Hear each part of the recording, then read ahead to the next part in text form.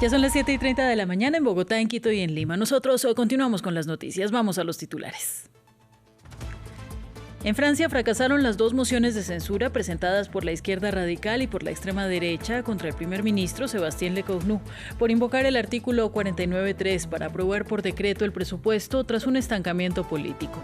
Los socialistas, como fue anunciado, no votaron la censura. El presidente ucraniano Volodymyr Zelensky declaró que las posibles concesiones territoriales de Kiev a Moscú se abordarán durante las conversaciones trilaterales entre Estados Unidos, Ucrania y Rusia desde este viernes en Abu Dhabi. El Kremlin exige que Ucrania ceda toda la región del Donbass, controlada en 90% por sus tropas. Y siguen las reacciones en Estados Unidos después del arresto de un niño de 5 años en Minneapolis por agentes del ICE, que sostienen su persecución a los migrantes, mientras se acumulan las protestas y denuncias contra los casos de abuso de autoridad. Les contamos. Además, en este bloque iremos en directo a París para conversar con nuestra periodista Natalia Ruiz, quien desde la Asamblea Nacional nos ampliará los detalles de nuestro primer titular, las mociones de censura contra el gobierno de Sébastien Lecornu que no prosperaron. Primero el informativo.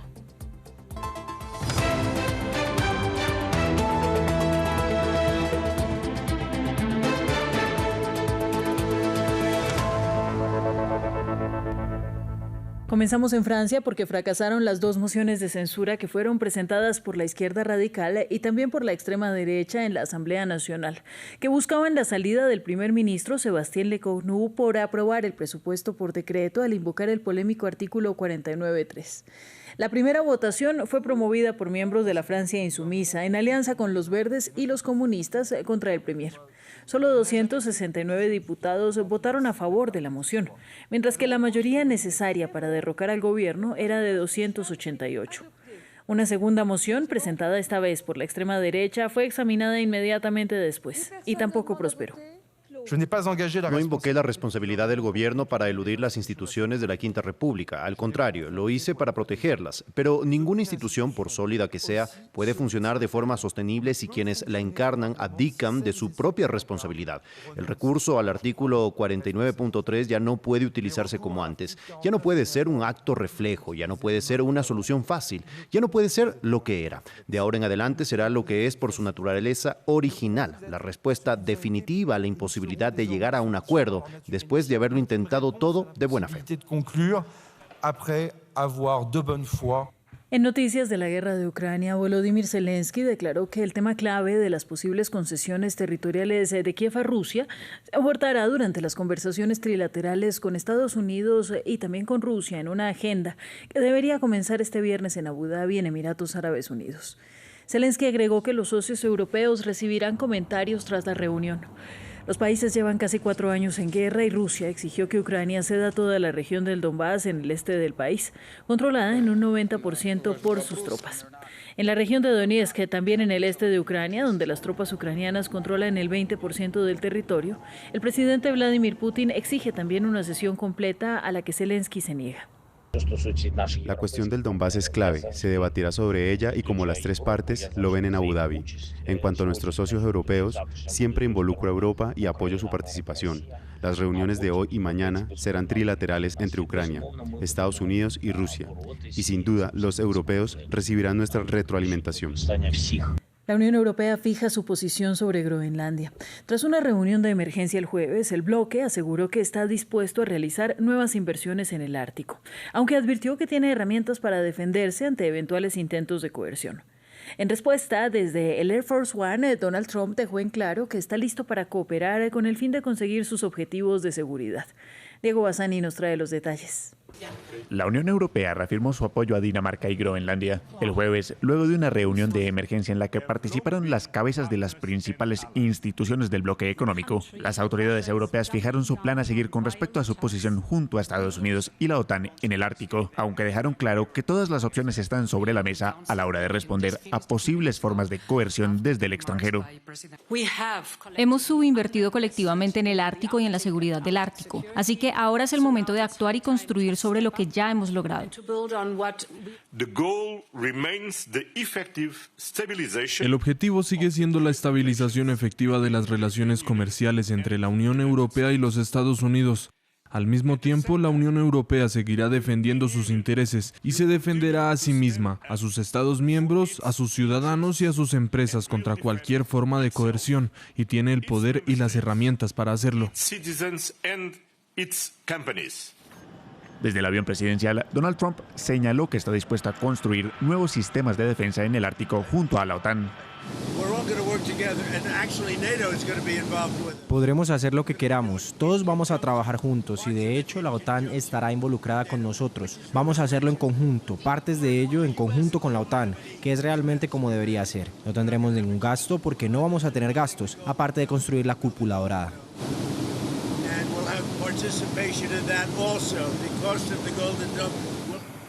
A su vez, el líder republicano aclaró que los detalles del plan para Groenlandia siguen en negociación y advirtió que en alrededor de 2 semanas sabrá si Dinamarca está de acuerdo con sus planes. Y continuamos con más noticias. El presidente Donald Trump aseguró que una gran fuerza se dirigía a Irán, aunque según aclaró quería evitar nuevas acciones militares contra la República Islámica. Según un funcionario estadounidense citado por Reuters, buques de guerra estadounidenses, incluido el portaaviones USS Abraham Lincoln y varios destructores y aviones de combate, empezaron la travesía la semana pasada. Mientras tanto, la Organización Iraní de Derechos Humanos HRANA confirmó a France 24 la cifra de más de 5.000 personas muertas en las protestas en Irán e indicó que el total podría alcanzar más de 15.000 muertos. Tenemos más de 9.000, de hecho cerca de 10.000, 9.787 casos que siguen bajo revisión. Esto significa que hemos recibido informes de que hay muchos casos de personas presuntamente fallecidas que estamos confirmando y aún estamos en proceso de confirmación. Eso significa que el número de muertos probablemente sea mucho mayor, casi 15.000. Por lo tanto, si podemos confirmar las cifras adicionales, la cifra podría llegar a casi 15.000. Ahora vamos a Minneapolis, en Estados Unidos. Los civiles continúan manifestándose en contra del ICE. La indignación aumentó luego del arresto de Liam Ramos, un niño de 5 años. Junto a su padre, fue detenido frente a su casa cuando regresaban de la escuela. Su abogado insiste en que están siguiendo correctamente los trámites de solicitud de asilo. Veamos el siguiente reportaje de France 24. En primera línea contra las operaciones del ICE, Minneapolis sigue movilizándose. A pesar de la ola de frío polar, los manifestantes se reúnen aquí, frente al edificio de la Policía Federal de Inmigración, donde se encuentran detenidas algunas de las personas arrestadas.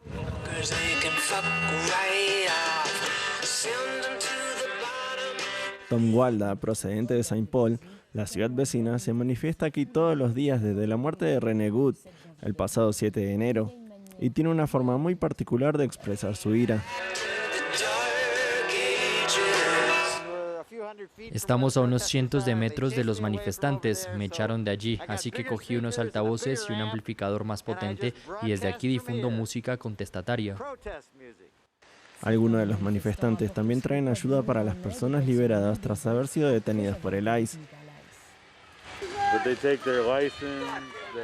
Les quitan la licencia de conducir, los teléfonos, así que nosotros les damos un teléfono y los llevamos a un lugar seguro. Trump aterroriza a la gente. La detención de un niño de 5 años, Liam Ramos, ha reavivado la indignación. El niño y su padre fueron detenidos frente a su casa al regresar de la escuela. Según su abogado, habían seguido al pie de la letra los trámites para solicitar asilo. En el lugar donde fue asesinada Renee Good, las personas que han acudido a rendirle homenaje también mencionan el caso de Liam.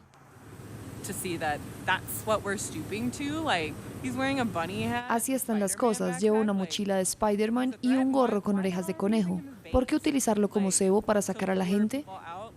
Estos métodos son inimaginables.